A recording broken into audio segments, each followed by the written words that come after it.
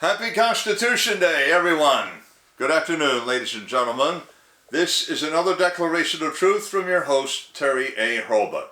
Today, September 17th, 2022, is Constitution Day. On this day, 235 years ago, 39 men signed their names to a document that has governed us ever since. That document is, of course, the Constitution of the United States. Now, the Constitution distinguishes our society, a republic, from an oligarchy. So today is a good day to reflect on what we have and how we keep it. Or as some say, how to get it back. Before we begin our civics lesson, I do want to shout out to the prime sponsor of this channel, which is Conservative News and Views. Link in the description. Be sure to check out the awesome CNAV Store. Scroll down near the bottom with that link. Lots of good merchandise there, including this t-shirt that I have selected for today, which reads, "Freedom isn't free." And you know the price of freedom. Eternal what? Yes, eternal vigilance. One more thing. If you like what you're about to hear, you can like this video. You can also click the bell icon to get a notice every time I come out with a new one. In fact, did you see the new icon, the heart shape with the US dollar sign in it? That's the super thanks icon. If you really want to keep these videos coming, click on that and leave me a tip. Any currency will do. All right, class, let's come to order. Now, few people today remember Eliza Willings Powell, who famously asked Benjamin Franklin what the Constitutional Convention had just created. She asked him, "Well, Dr. Franklin, what have we got, a republic or a monarchy?" And he answered, "A republic, if you could keep it." Modern historians don't even want to admit that this exchange took place, but a man by the name of James McHenry recorded it in his diary at the time. If Dr. Franklin himself didn't record it, well, maybe he thought it was self-evident and went without saying.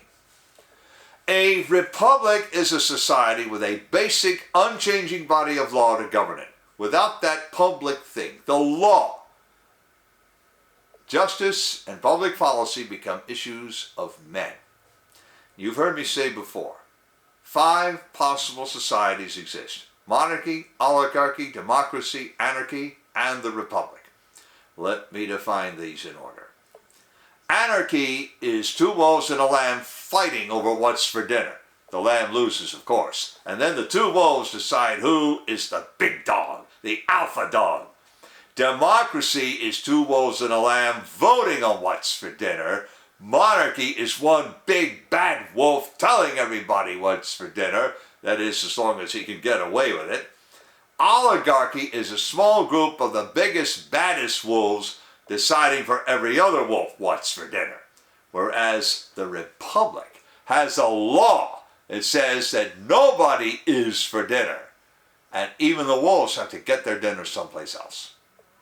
That's why the republic stands apart from the rest, because all the rest tend toward one, oligarchy.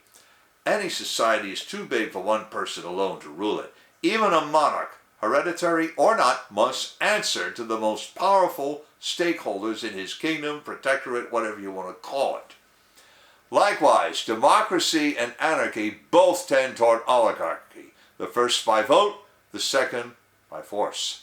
And that makes very little difference, except maybe in the casualty list and the damage tallies. But the republic is stable. The present Constitution went into effect in time for a presidential election.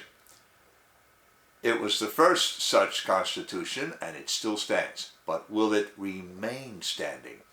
Already we have seen it come under direct attack. 2 Ivy League law professors want to replace it. 4 weeks ago today, they said in the New York Times, the Constitution is broken and should not be reclaimed. Great sport. What was their problem? Well, from the decisions of the United States Supreme Court that they listed, clearly they don't want the rule of law. They want to write bills of attainder and ex post facto laws to punish people today for being more successful than others. The Constitution forbids that kind of thing.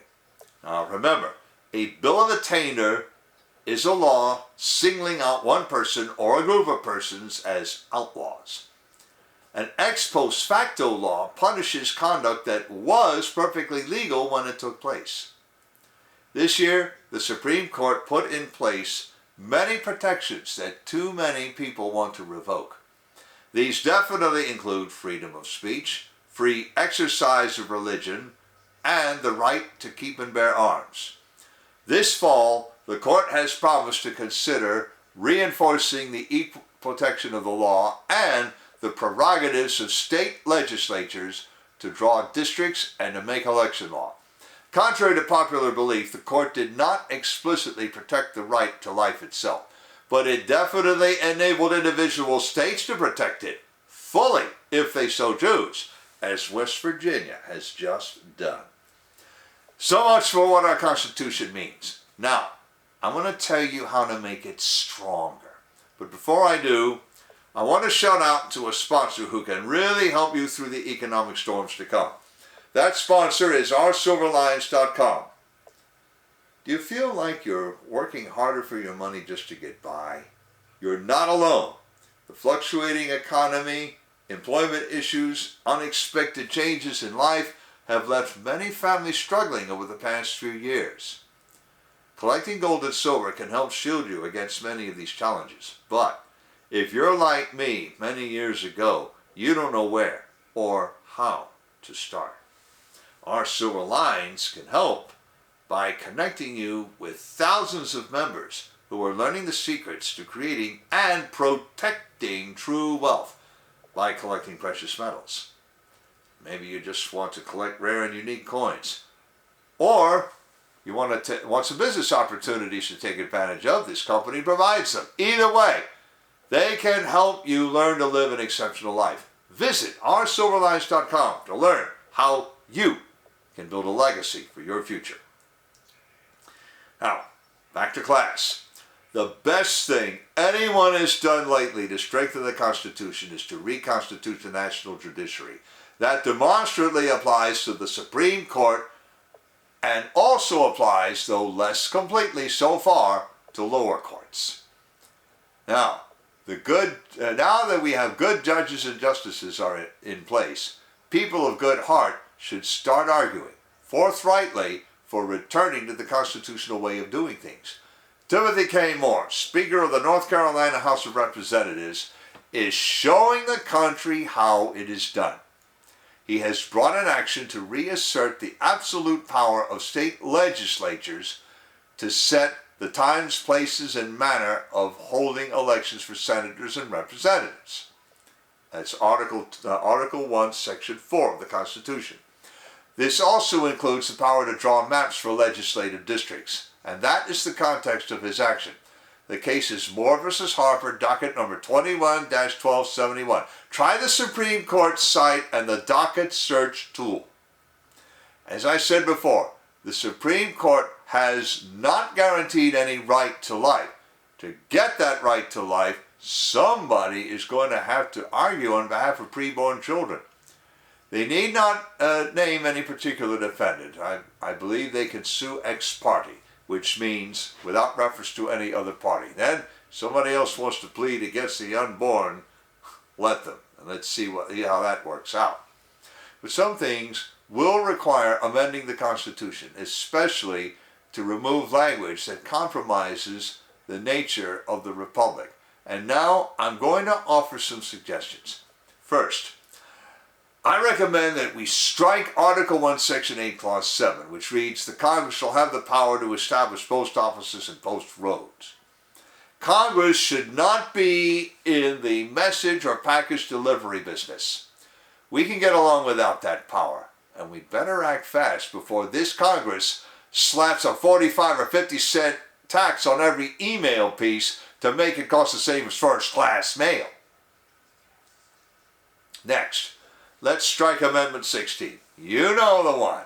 The Congress shall have the power to lay and collect taxes on incomes from whatever source derived, without apportionment among the several states, and without regard to any census or enumeration. After that, let's strike Amendment 70, the one that provides for popular election of senators. Hey, senators were supposed to be state ambassadors, and state legislatures used to choose them. Popular election of senators is a step toward democracy, which leads to oligarchy. Now, given the all too serious discussion of packing the court, maybe we need a constitutional amendment to save 9. Senator Ted Cruz of Texas has already proposed such a Keep 9 amendment, and both Mississippi senators have agreed to co-sponsor it. In fact, Senator Cruz offered 2 proposals. One would fix the size of the court at 9 members. The other would require the consent of 2/3 of the Senate to change the size of the court. The point of all these proposals is to protect the rule of law. Some laws that protect basic rights to life, liberty, and property should not be subject to easy change. A proper republic should have laws that are more difficult to change than the minds of an unaccountable ruling committee, which is what an oligarchy is. A republic with that kind of protection can be more stable than any oligarchy ever could be. Stable societies grow and thrive. Unstable societies stunt the growth of their people if they don't fall apart themselves. On this Constitution Day, all Americans should reflect on the republic they have, how to keep it, and how to strengthen and stabilize it. Link in the description of the article to the text of the Constitution and its amendments, and to conservative news and views. I've also left links to the awesome CNAV Store and to oursilverlives.com, as I also mentioned.